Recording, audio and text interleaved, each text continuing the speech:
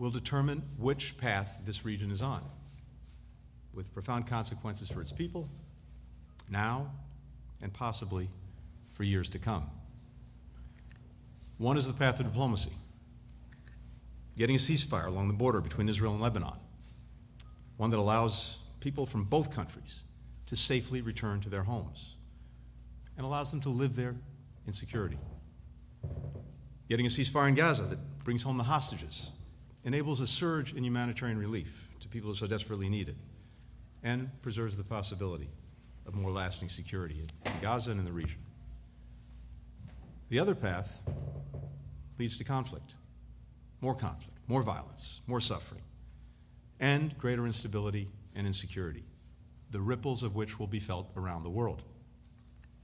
The United States has made clear, along with the G7, the European Union, partners in the Gulf, so many other regions, that we believe the way forward is through diplomacy, not conflict.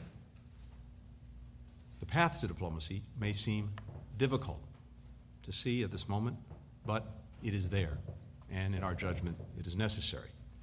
And we will continue to work intensely with all parties to urge them to choose that course. I also want to be clear that anyone using this moment to target American personnel, American interests in the region, the United States will take every measure to defend our people. Let me also say a word about Ukraine. This week, we took important steps to support the people of Ukraine as they continue to defend themselves against the ongoing Russian aggression and continue to stand up for their sovereignty and their independence, their right to write their own future. At the Security Council on Tuesday, the overwhelming majority of countries condemned Russia's brutal war of conquest and called for a just and lasting peace on the basis of the United Nations Charter.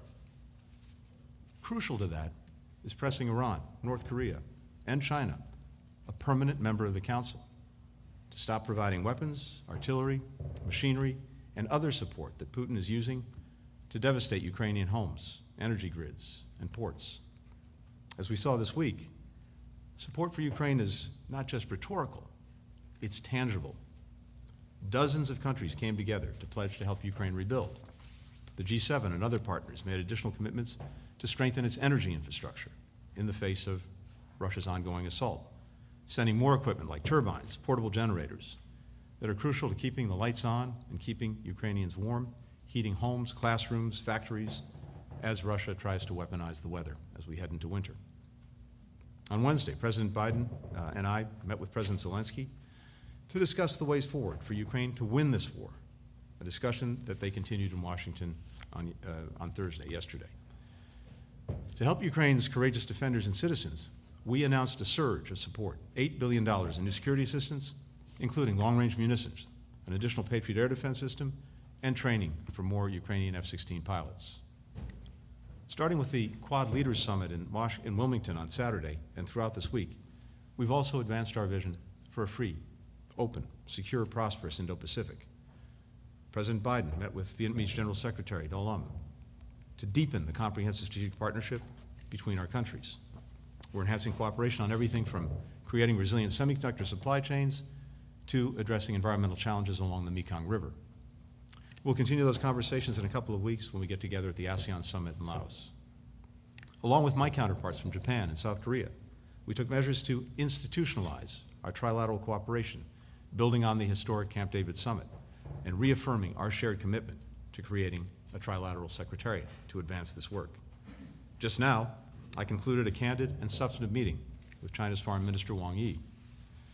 We discussed steps to implement the commitments that our leaders made at Woodside last year, like working to disrupt the flow of synthetic drugs and precursor chemicals into the United States, improving communications between our militaries, discussing the risks of artificial intelligence. I emphasized the importance of maintaining peace and stability across the Taiwan Strait and raised concerns about the PRC's dangerous and destabilizing actions in the South China Sea. I also underscored our strong concern with China's support for Russia's defense industrial base, which fuels Russia's war machine and perpetuates a war that China purports to want to see ended. Over the course of the week, we also came together with our partners to address many other crucial challenges facing the globe. We work toward a cessation of hostilities, unrestricted humanitarian access, and civilian governance in Sudan. We work to garner additional resources and support for the multinational security support mission in Haiti. We coordinated steps to increase international pressure on the Maduro regime in Venezuela to stop its widespread repression of the Venezuelan people, to respect their will and their votes as expressed at the ballot box. These tests, and so many more, underscore the magnitude of the challenges facing the globe, but also the imperative of diplomacy. We don't have the luxury of pulling back.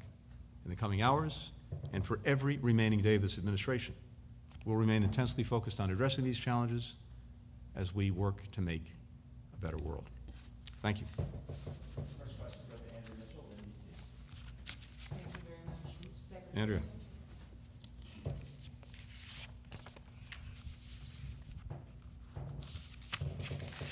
Mr. Secretary, a senior Israeli official just briefed the press on today's operation and why they are still going into Lebanon.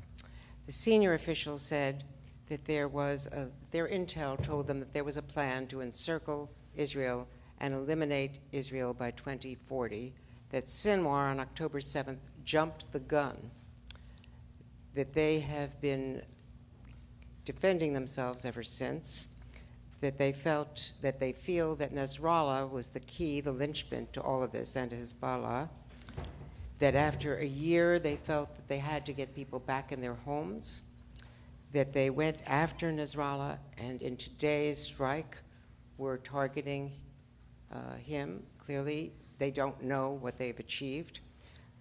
They still feel that when in the military you have momentum, that you have to keep going, that they will be a lot farther along in their operation if it turns out that this was successful in their terms today, but that they still, he said, the official said, still have to keep going, and they are not ready to pause.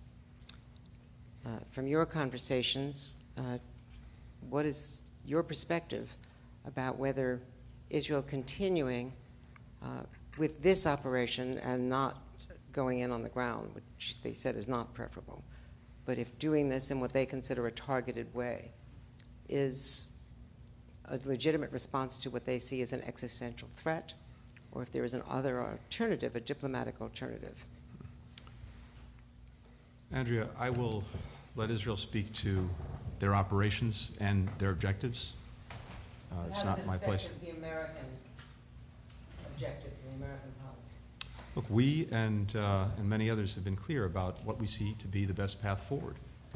And the objective that Israel has in the first instance in Lebanon is an important and legitimate one. It's creating an environment that's secure enough to enable people to return home, because remember what happened starting October 8th. Hezbollah started lobbing rockets and missiles into Israel, trying to create another front in the war. And Israel, of course, had to respond to that. And in the process, tens of thousands of people had to evacuate their homes in northern Israel. Villages and homes were destroyed, southern Lebanon. And so we have large populations, both in Israel and in Lebanon, who've been forced from their homes. And it is a legitimate and important objective for Israel to, again, create an environment in which people can get back to their homes. The question is, what's the best way to do that? What is the most effective, sustainable way to do that? We believe, many other countries who joined us in putting out a call for a ceasefire for 21 days believe that the best way to do that is through diplomacy, through a ceasefire, and then reaching an agreement that pulls back forces from the border and gives people the confidence that they can go back to their houses, that the kids can go back to school. So we believe that's the best path forward. And the Israelis put out a statement earlier today sharing that they share the aims of the call that we put out, again, with the G7, with the EU, with key Arab partners. So the question is not, does Israel have a right to defend itself against terrorism? Of course it does. The question is not, does Israel have a right to deal with existential threats to its security and enemies across its borders? with the avowed intent to destroy Israel. Of course it does. But the question is, what is the best way to achieve its objectives, to reach enduring security? And in this instance, with regard to Lebanon, what's the best way to achieve the stated objective of creating an environment in northern Israel that gives people confidence to return to their homes? As I said, we believe the diplomatic course is the best one. For the next question, Hibben Nasser with a shark.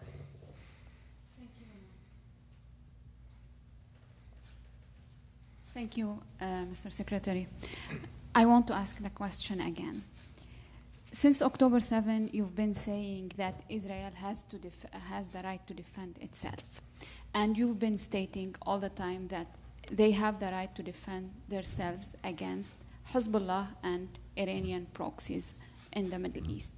So my question, now you repeated how it does that matter. Can you clarify whether this Israeli approach to targeting Hezbollah's leadership falls under self-defense, and what's the U.S. administration clear position on the policy of targeted assassination? And if I may, please, one second question. You've emphasized for calm along the northern borders, and you have been working towards this goal for the past 11 months. Now, as we edge closer to a broader conflict, could you specify what do you mean by calm? Are you referring to a return to the pre-October 7 status quo, implying a cessation of hostilities, or the full implementation of Resolution 1701? Because it does matter for the Lebanese and for the Israeli to understand what are you proposing. And just one final question. We are 2 weeks away from October 7, Mr. Secretary. What could you have done differently that might have changed the current situation? Thank you. I appreciate that you managed to get in several questions. So first, on the events of the last hours, we are still gathering information, making sure that we fully understand what happened, what the intent was, and until we have that information, I can't address in detail our response to it. So we'll continue to work on that in the hours ahead.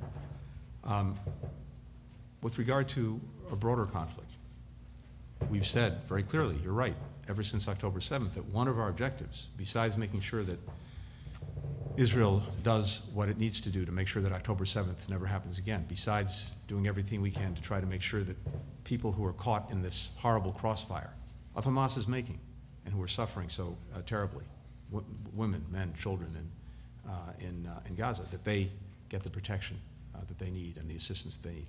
Besides that, our objective has been to try to prevent the war from spreading as well as escalating. And on multiple occasions since October 7th, we seem to be on the verge of just that happening, including in the days immediately following October 7th, and then again on several other occasions, most notably in April, and even more recently than that. And each and every time, the combination of American deterrence and American diplomacy managed to prevent a wider war. We're intensely focused on doing exactly that now, along with many other countries, because in our judgment, in the judgment of so many others, it's in no one's interest to have a wider conflict. And so we're working in every possible way to prevent that from happening. Now, in terms of where we think this should go, no, going back simply to October 6th in terms of the border between Lebanon and Israel is not sufficient, because it's not simply a matter of having a ceasefire, that is, Hezbollah firing into Israel, Israel responding in a tit-for-tat. What's necessary is to create the conditions, including moving forces back, such that people in both northern Israel and southern Lebanon have the confidence to return home. It would be important, finally, to make 1701 real, not simply a piece of paper that's never been effectively implemented.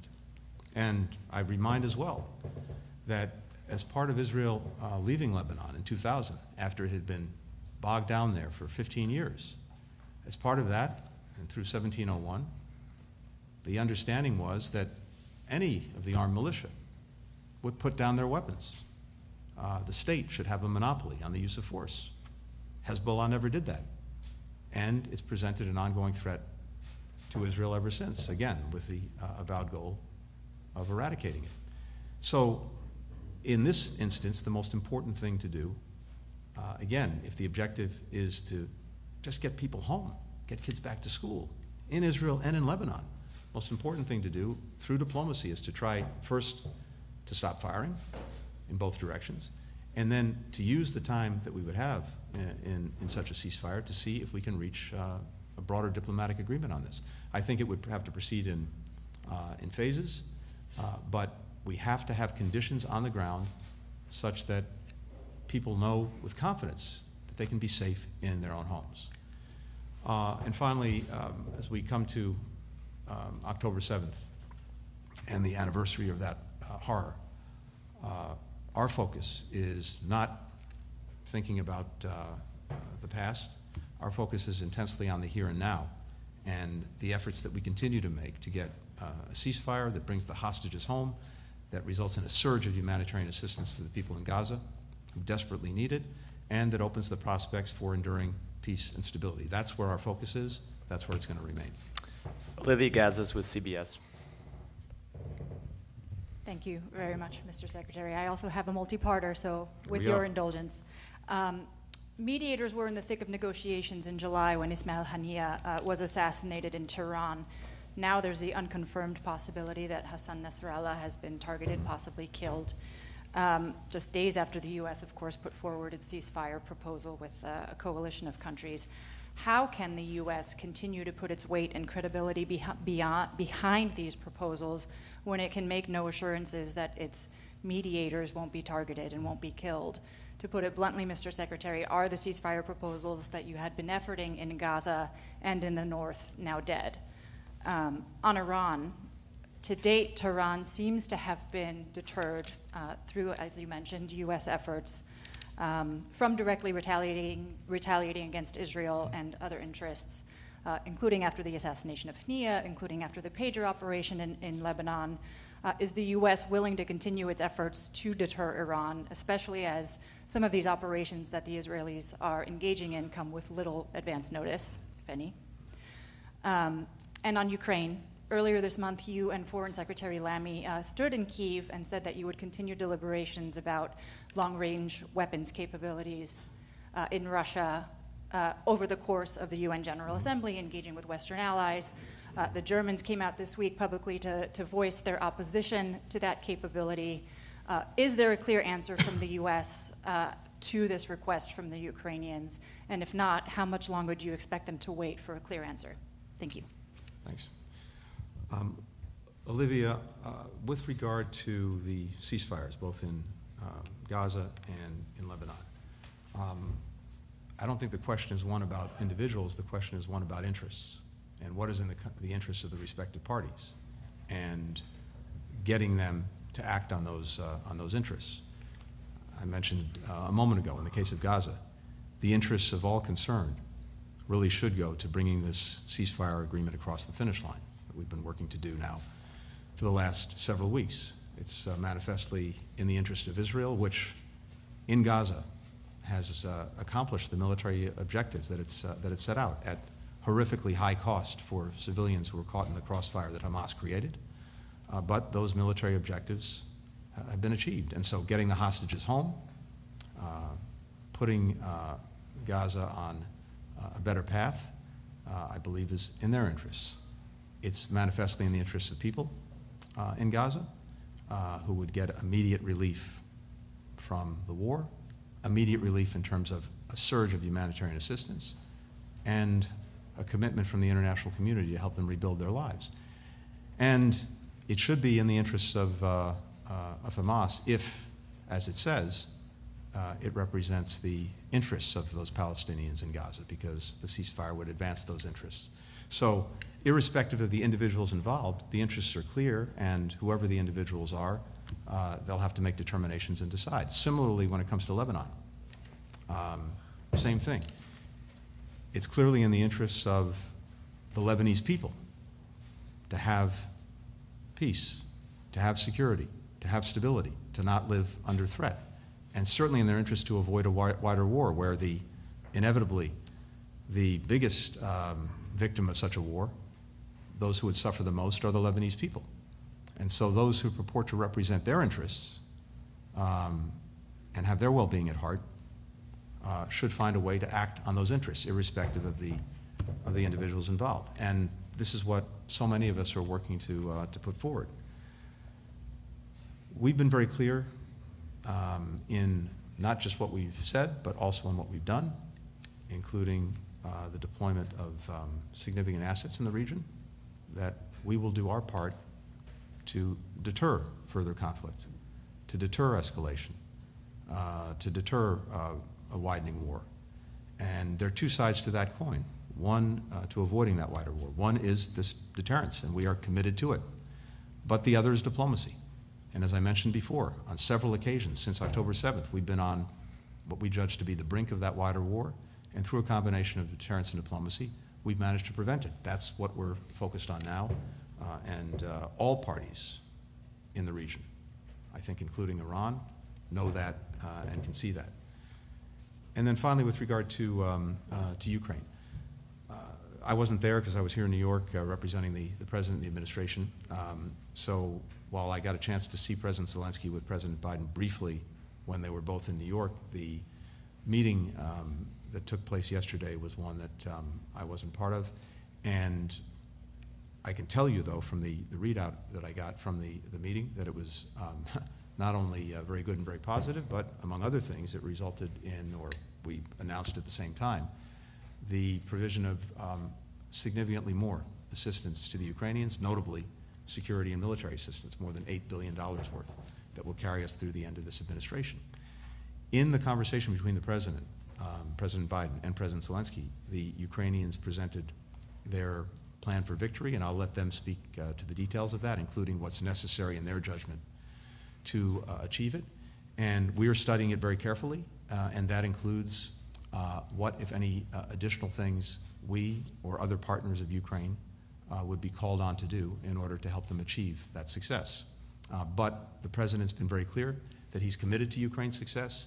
He's committed to making sure that they have what they need to effectively defend themselves as well.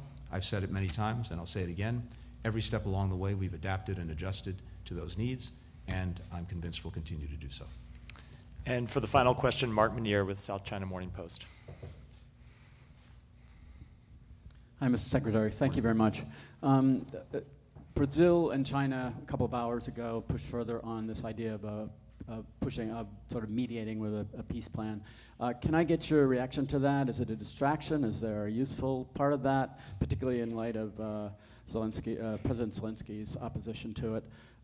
Related to that, Ambassador Nick Burns yesterday, I believe, basically signaled that there could be more sanctions on China related to their dual-use assistance to Russia. Given that at this point we seem to have about 300 sanctions by some count against China, and there's not too much evidence that they have managed to change China's behavior, what's the effectiveness of putting more sanctions on that? Is there a different approach here with allies, perhaps, that can be done to change China's behavior? And finally, any thoughts on a Xi Jinping and President Biden meeting, call, something perhaps on the sidelines of APEC? Thanks a lot. Thank you. So on the peace proposals, peace plans, from our perspective, any proposal, any plan that's grounded clearly in the principles of the United Nations Charter, notably territorial integrity, sovereignty, independence, is something that's worth looking at. So I was very clear at the Security Council a couple of days ago about what we and most other countries see as the basis for a just and lasting peace. A peace in which the aggressor gets everything that it's sought and the victim does not have its rights upheld is not a recipe for a lasting peace, and certainly not a just one. But a peace that's grounded in the Charter, that upholds its principles, that is. And so any proposal that's out there we would judge and evaluate on that basis. On the question of sanctions, look, we've been very clear, and we've taken action accordingly already on our concerns about the provision of assistance by Chinese companies to Russia, and notably to help it build up its defense industrial base. Roughly 70% of the machine tools that Russia's importing coming from China, Hong Kong, 90% of the microelectronics from China, Hong Kong. And this is materially helping the Russians produce the missiles, the rockets, the armored vehicles, the munitions that they need to perpetuate the war, to continue their aggression. So when Beijing says that on the one hand that it wants peace, it wants to see an end to the conflict, but on the other hand is allowing its companies to take actions that are actually helping Putin continue the aggression, that doesn't add up. We've taken a number of steps already. I think what you're hearing again this week is not just from us, but from many other countries, a deep concern about this. And you heard that as well at the Security Council. So I'm not going to preview any actions we may be taking in the future, but it's also, I think, important to note that other countries are not only concerned about this, they're acting on it and will continue to act on it. And I would hope that that message is received loud and clear, and that actions follow from any actions that we and others take. Our intent is not to decouple Russia from China. Their relationship is their business. But insofar as that relationship involves providing Russia what it needs to continue this war, that's a problem. And it's a problem for us, and it's a problem for many other countries, notably in Europe, because right now, Russia presents the gravest threat, not just to Ukrainian security, but to European security since the end of the Cold War. With regard to President Biden and President Xi, I've got nothing to share in terms of any schedules, but I can tell you this: when Foreign Minister Wang and I met just a couple of hours ago, we discussed a number of things, and we talked about the work that we're doing to implement the agreements that were reached between the two presidents at Woodside, outside of San Francisco, at the end of last year, including the military-to-military relationship and communications, the flow of curbing the flow of synthetic drugs, the responsible use of AI, et cetera. We also talked about a number of areas where we have real differences, and I alluded to some of those a few moments ago. But we also agreed on the importance of the leaders communicating. And so I fully anticipate that we'll see that in the weeks and months ahead. Thank you. Thank you all.